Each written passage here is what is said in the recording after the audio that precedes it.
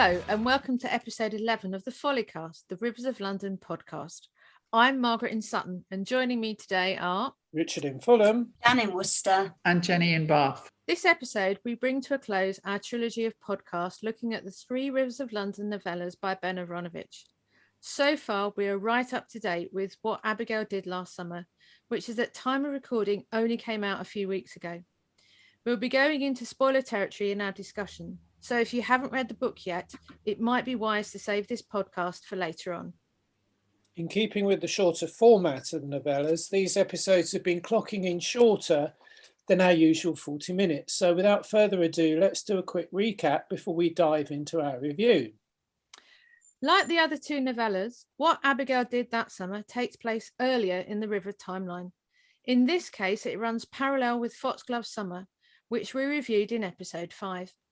Peter and Beverly are out of town, so that other than Abigail, really only Nightingale features in a significant way. Aside from a couple of scenes at the Folly, the action takes place in and around Hampstead Heath, and an illustrated map is kindly provided at the front of the book. Abigail enlists the help of her friends, the Foxes, to investigate missing young people, in something of an echo of the case that Peter is investigated in Herefordshire. However, these missing children keep being returned home with no recall of where they have been. Abigail teams up with a new friend, Simon, and their investigations lead them to an abandoned house. Trapped inside, Abigail finds herself possessed by the spirits of past occupants, and after much effort escapes. With the blessing and assistance of Simon's mother, a well-connected senior spy, Abigail returns, tooled up, to rescue Simon and Indigo the Fox from the clutches of the house. The house has a genius loci, seemingly sparked by the attempts of a female practitioner to use magic to save her consumption-ridden son. The children are being periodically kidnapped to act out scenes from that family's history. Abigail is able to create a stink to evacuate the house, and Nightingale arrives to clean things up. Stern words are delivered by Nightingale, but they vow not to tell Peter, which is pretty convenient from a storytelling point of view. Meanwhile, Abigail gets a potential boost to her college fund as she is recruited by Simon's mother to be a spy, but makes it clear that she will not spy on the Folly. So, for the first time since we started these podcasts, we're all in the same boat. Even with the short story collection, Richard and I had read some of them before, but we are all new to this one.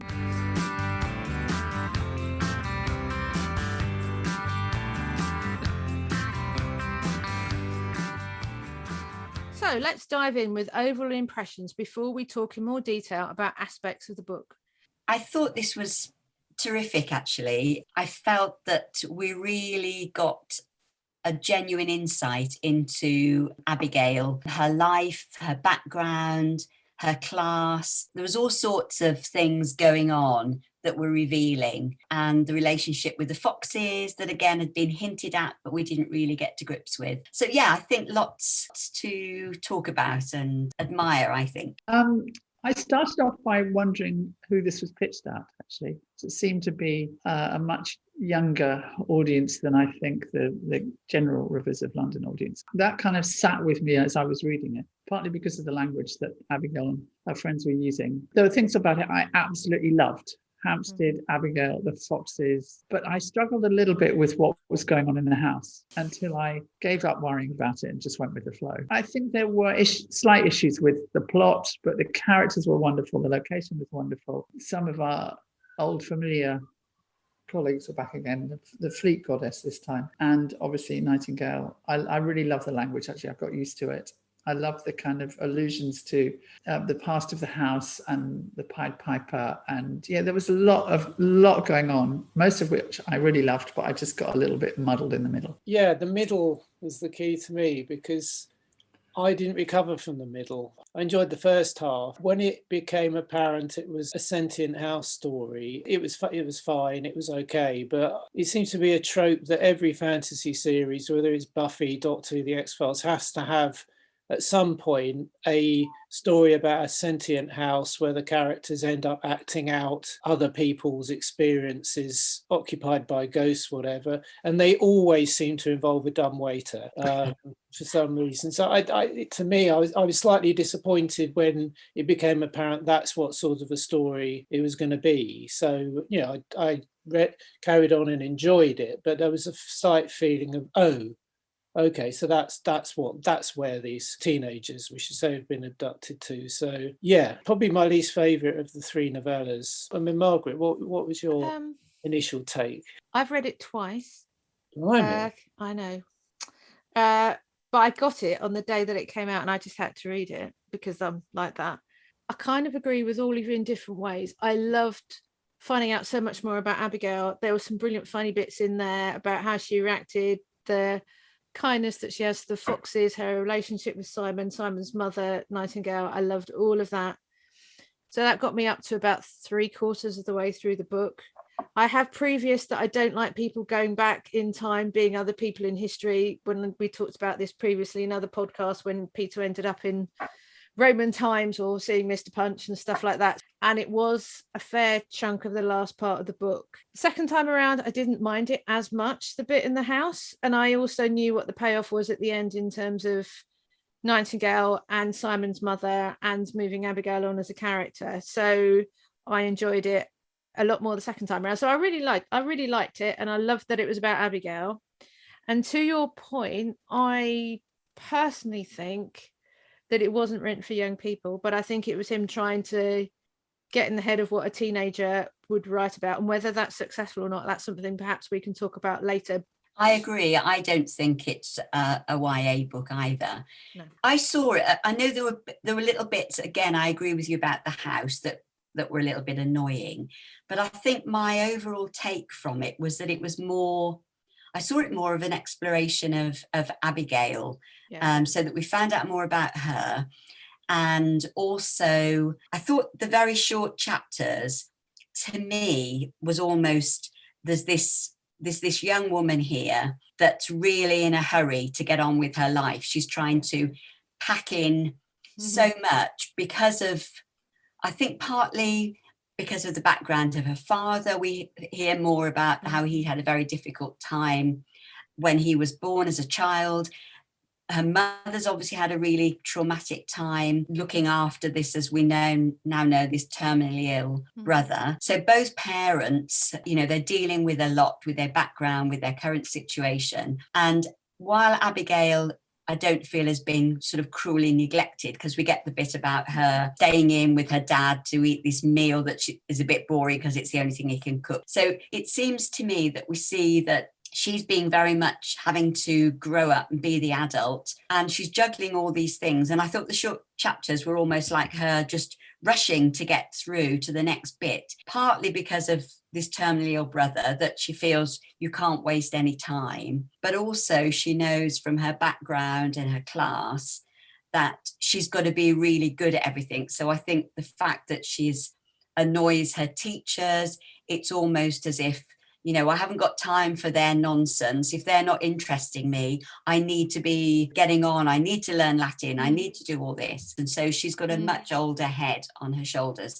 I thought that was very successful, coming from where the four of us have, having read all the other books, suddenly get to grips more with this character now, the next time we come across her, and sort of interesting, oh, I wonder how this is going to go. You know, we see her projected, you know, in Cambridge in the future, don't we? And the fact that she's already planning to go up a year early. And so, yeah, I think all of that I really like. She does have an old head on her shoulders. I wonder whether sometimes you get the sense that her excitement about being involved in the folly and magic and fixing this and letting off stink bombs in the house is her trying to be young. My initial impression about it being a YA book was nothing to do with the content, but actually to do with the cover, the fox decal. I thought that just looked... I would say that's more a younger kids book cover than YA. That's true. You wouldn't get a 13-year-old wearing a badge like that, I don't think. No. It's strange. I was trying to think why I hadn't engaged with this book as much as some of the others. And I was wondering if there were two things going on, which would be interested in your opinion on. One was, we know more about Abigail, but actually to me that makes her less intriguing as a result, because we do know more about Abigail now. We've had a whole book about her, and sometimes characters that are, you get little morsels of information about, gradually sort of handed out to you as treats, can be more intriguing than when you actually know lots about them and you know all their backstory and everything. Does it make them feel less intriguing as a result, perhaps? I don't know. The fact that you do know more about them. We don't know much about Nightingale, but there's a novella coming up. Will that actually make him less? I hope not.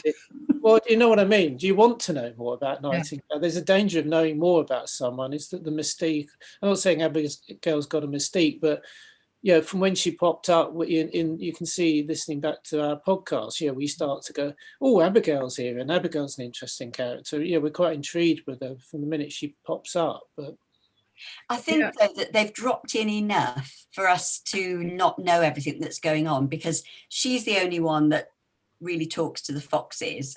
So that could be, she could be doing stuff there. She's going to be working with the spy, with Simon's mum. And that's a bit that we won't necessarily know much about. So there could be still sort of that mystery surrounding her about, well, what's she doing with the foxes? What's she doing with the spy? I liked the fact that we got more. It wasn't an issue for me. I found it I just find parts of her funny, sad, the way she tries to manipulate adults, her teachers, her parents. But there was also quite a sadness running through the book, obviously, about her brother. And the one thing that I did take from the house at the end was the fact that Charles said to her, well, wouldn't your brother be better here? And that I just found really heartbreaking. Do you know what I mean? In terms of her realizing that no, he wouldn't, and effectively that it's unlikely there'll be a cure for what he's got and his life is limited. I think the other thing I found quite interesting, which will probably come on to another question, was her relationship with Simon and her relationship with the foxes, and the love that she gives the foxes, in terms of, they're quite tactile with her, aren't they? And the fact that obviously she really does care about Simon in terms of his education and how he progresses, and the fact that he's also got some sort of mystique and power in terms of his presence and his smile, and because what's going on at home is so bleak, and also because of the involvement of her parents, it's almost like she's finding interest and support, and there is a mechanism behind, even though Peter's not there, and Peter's quite significant in her life, in you can see that as a person she's actually quite a complex character. And listening to what you're saying, Margaret, I think the other really important thing is she's still incredibly young. Yeah. Much younger than Peter was when he first started out on this road, and she's got a lot to learn, and how she works with this and how she gets trained by Nightingale is going to change her. So it's, in a way, she's incredibly intuitive. She picks up things very well. She doesn't mind mixing with people she hasn't mixed with before, but she's also impetuous and doesn't really think through the consequences of her actions. So I think that this is, in a way, it's set a kind of good grounding for us watching her improve and do things in a more considered way, as Peter has too, and to, in a way, become a bit more like him, but with a whole different approach, because she's not doing the police procedural stuff, she's talking to foxes.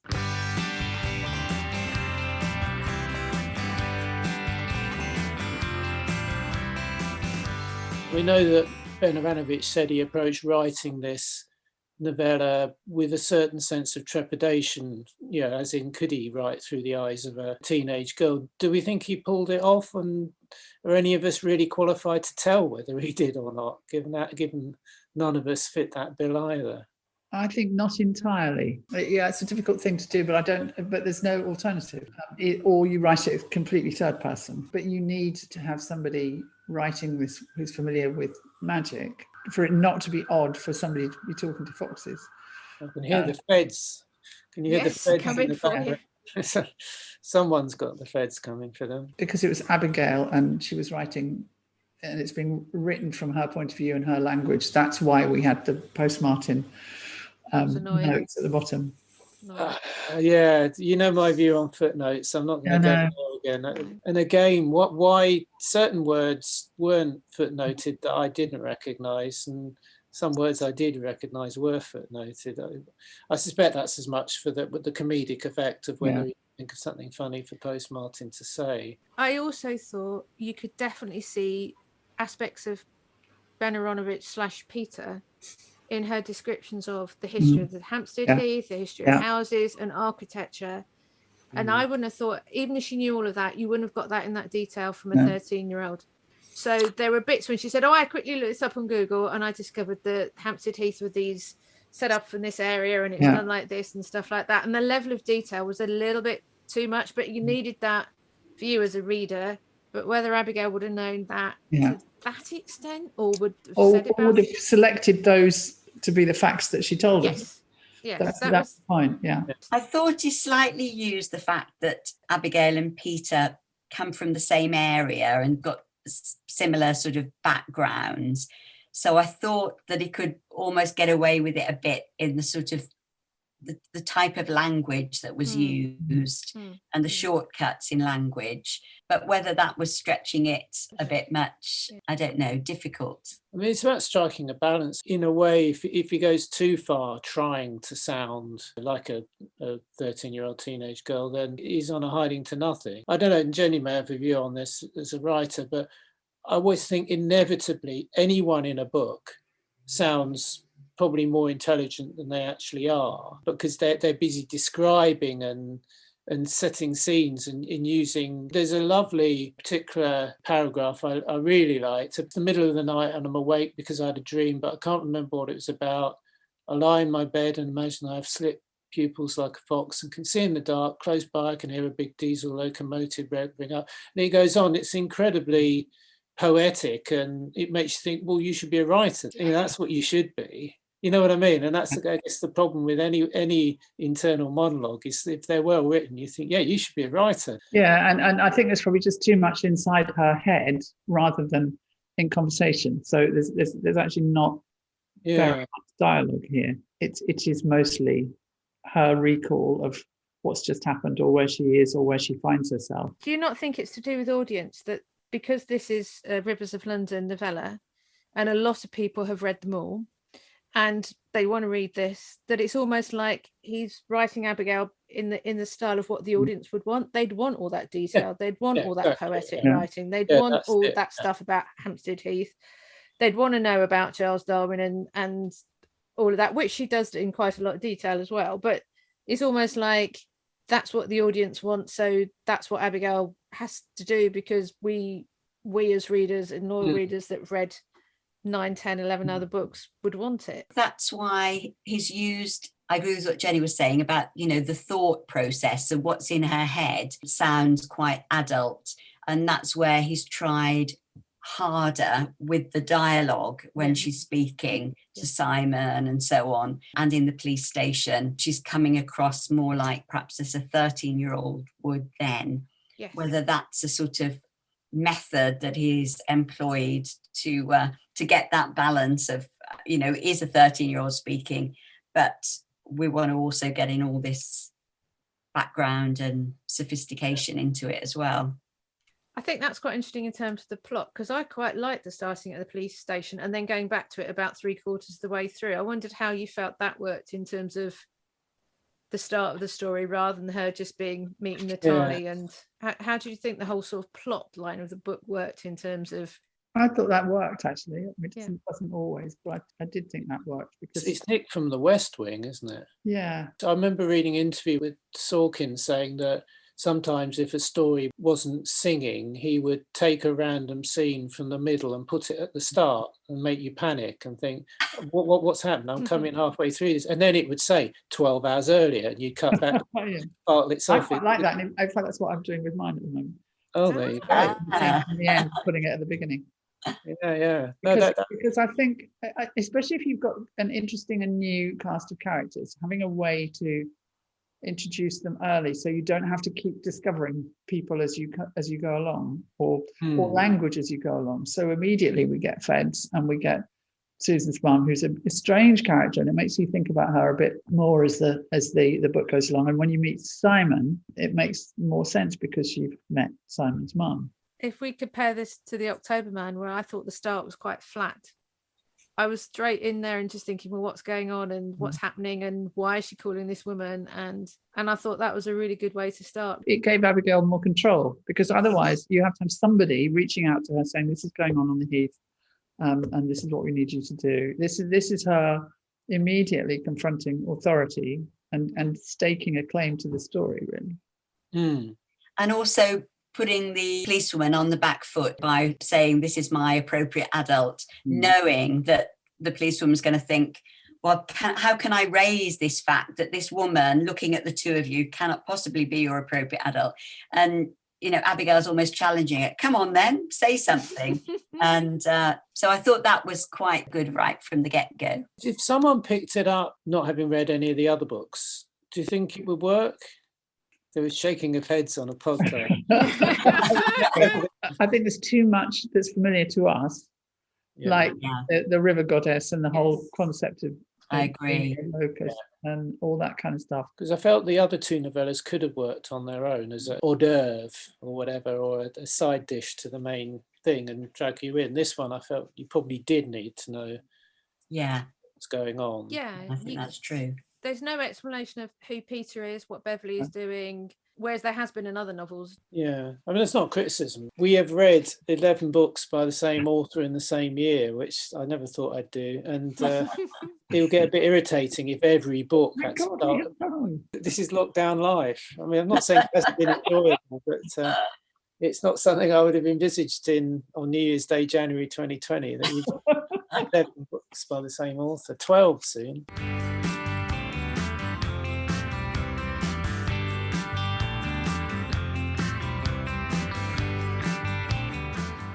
It's a funny one with this one, because the sentient house thing, and I suspect I might be suffering from the sheer volume of genre fantasy that I read.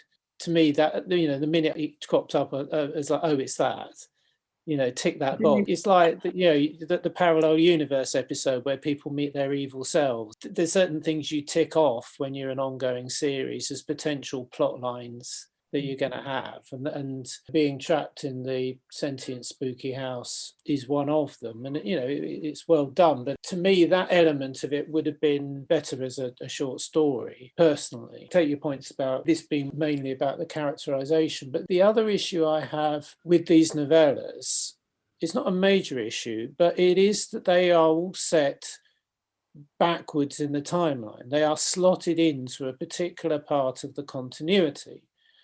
What that means for me is that it takes away some of the jeopardy and the drama of what's going on, because we know Abigail is fine. We know that whatever happens to her in this book can't be too bad, because she never mentions it again. We know that her brother isn't going to have some miracle cure or anything specific is going to happen to him, because he's mentioned in subsequent books. You know, and other series do it. You go back and you fill in somewhere in the timeline that your characters become immortal. Your main character become immortal. There's no way Nightingale anything was going to happen to him, the other main character that pops up, because they're in the next main book. So to me, that slightly does shift the emphasis onto characterization and what you learn about characters and how it fleshes out their backstory, because you know that nothing can really happen to me. It was my main issue with many issues with the 3 Star Wars prequels that came out after the first 3, is that you know Anakin Skywalker is going to become Darth Vader. You know Obi-Wan Kenobi cannot be killed. There's that slight frustration. So there didn't seem that sense of jeopardy. So the combination of the main characters being immortal and me having no expectation that any of the teenagers that were abducted were at serious risk meant I was kind of surfing along with the book. I wasn't on the edge of my seat, but perhaps I'm being unfair. It's interesting that when Nightingale does, you know, call her out about it at the end, but then does effectively say, but we'll never mention this again because it's not mentioned in the next few books, so we can't. Well, maybe that's why it's called What Abigail Did That Summer. That's it. It's an enclosed Yeah. It's in the vault. Yeah. closed environment. I suspect my role on this podcast is more the provocateur. You enjoyed it far more than I did. I think as with so many of these books, but one of the things that I like the most about it is it's an area I know very well. It's London, and this is actually quite close to me, this area, and I use it a lot, Hampstead Heath. I'd rather they got lost a bit more often, because actually that's what you do on Hampstead Heath. It's very difficult to follow a track on the Heath and get to the right place. But I think that's part of its success for me, the whole series, that this is just a very familiar territory.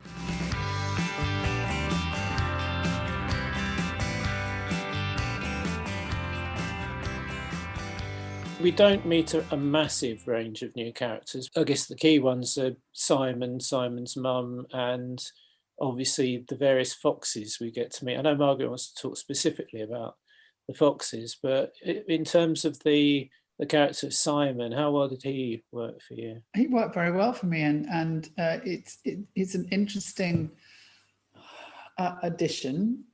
I mean, I don't know whether we ever see him again. We probably don't, but it's an interesting kind of contrast with the kids in the house and with Paul, in that she's very observant about him, maybe more so than other people. And for her at the age of 13 to give his mother advice about how to look after him, I thought quite interesting. No, I like Simon. He's a good foil to her. I liked, have we met Fleet before? Briefly. Yes, fleetingly. Fleetingly. I think she was in the Tate Modern in Whispers Underground scene. Ah, yeah. Okay. That was fun for me. I think it probably was for Margaret as well. Oh, I loved it. The fleet. When we were, we worked on Farringdon Road and knew that the fleet went under our building, and I only knew that through Margaret at the time. Yeah. So again, like you, that sense of, if you love London, all those things are a treat. How did you feel about the foxes? Obviously, the most fantasy orientated element of the whole thing. I liked the character of Indigo, and it was almost as if then Abigail had got this companion. I know Simon was there as the sort of sidekick for a while, and he was good. I agree with Jenny. I thought because he was much more like a kid, he was much more sort of playful and full of fun, whereas that's not Abigail. Abigail is sort of deadly serious and purposeful. So I think that showed a sort of a different side to her with the fox. But there was that element of you're going into this sort of crazy world with the foxes. But I did quite like the almost sort of mythical thing of how the foxes got their voice or back. That was good. I really dislike that. I can imagine you would, and it could be any just sort of just so story, couldn't it? I could have quite lived without that explanation. But it's not. It's a joke, isn't it? It wasn't actually seriously being posited as some revelation. It was just some silly story the foxes had made up, like a parrot, wasn't it? I assume. I'd rather just take it on trust that there are foxes that can talk, rather than have it rammed home that there was an explanation. I didn't mind it, but I can see that I can see how it could be annoying. I liked all of them. I liked Simon. I thought there was echoes of Simon being what her brother couldn't be, fun, swinging out trees. So I thought he was very good, but also quite sad as well. But and Simon's mum is intriguing. And I liked how both Simon's mum and Abigail were checking each other out and knew far more about each other, and that they let on, and then they, you know what I mean? That sort of like that sort of sparring that was going on. And her Simon's mum realising how important Abigail was to Simon in helping Simon develop and interact, and the foxes I had no problem with, and I discovered the importance of cheese puffs and foxes jumping on trampolines. And I need the recipe. Yes, I loved the physicality of her relationship with the foxes, particularly with Indigo. And Although again, I can't quite get over Indigo's size. Must be very heavy to wear around your neck. Yeah, certainly in the graphic novels, Abigail is drawn as a very wiry teenager, Yeah, not a particularly, you can't quite imagine a fully, well, certainly the urban foxes we get around here, I'd struggle if one of them landed on my shoulders, I think.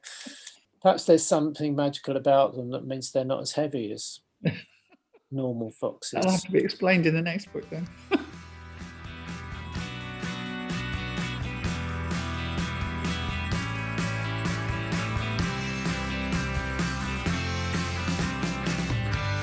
Yeah, so what did you most enjoy about the book then? What are your highlights? For me, it's back to descriptions of Hampstead Heath, and also the really, really exciting thing that the Fox's Earth is under a platform at Gospel Oak Station. Yes. So next time I go there, I'll be kind of tapping my foot, going, "Are you there, guys?" No, I love the location and the descriptions and the new things I will look out for, like foxes and dogs and cats. I think for me, it's the exploration of the character of Abigail, really. I think the fact that we learn so much more about her through the way she behaves and the interactions and her struggles. So I think coming up in subsequent ones, we know the struggles that she's having to go through to achieve what she's hoping to achieve. So, so I think that was it for me.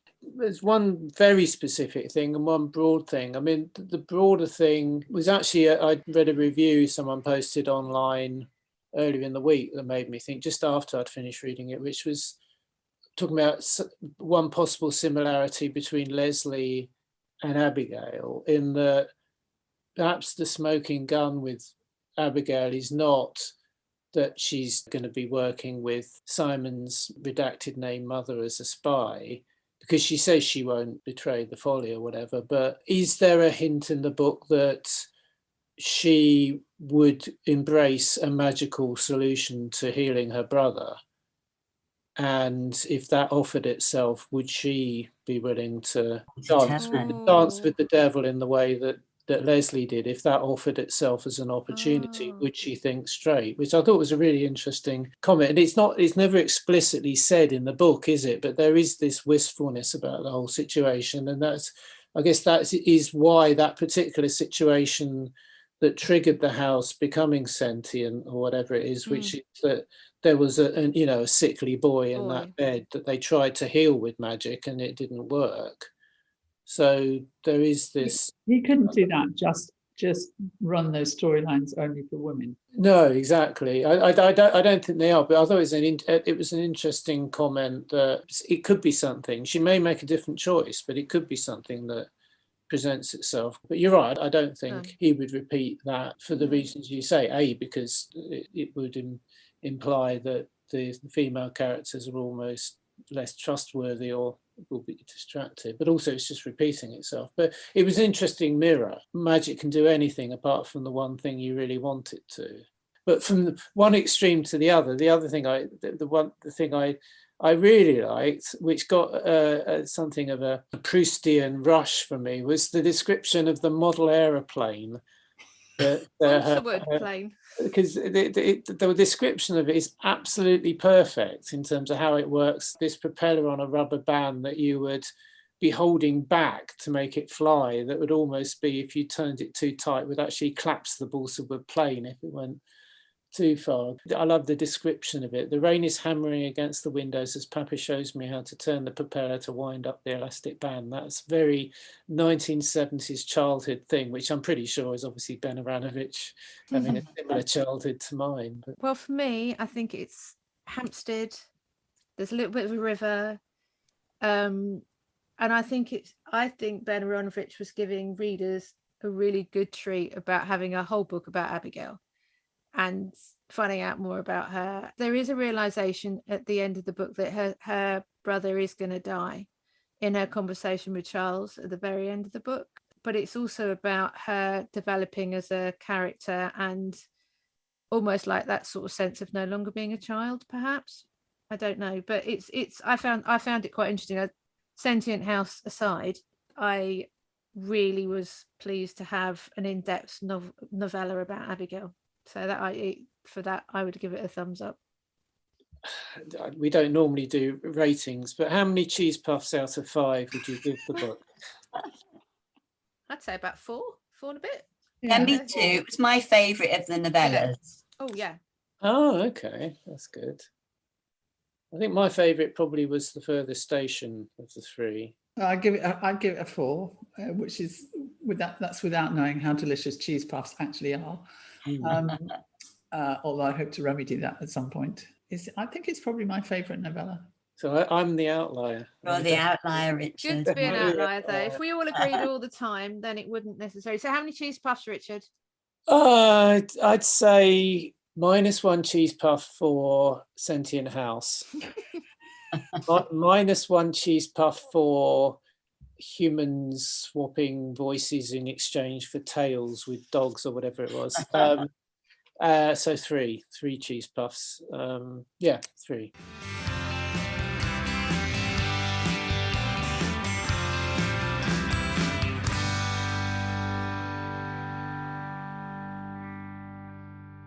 So that's what we thought of what Abigail did that summer.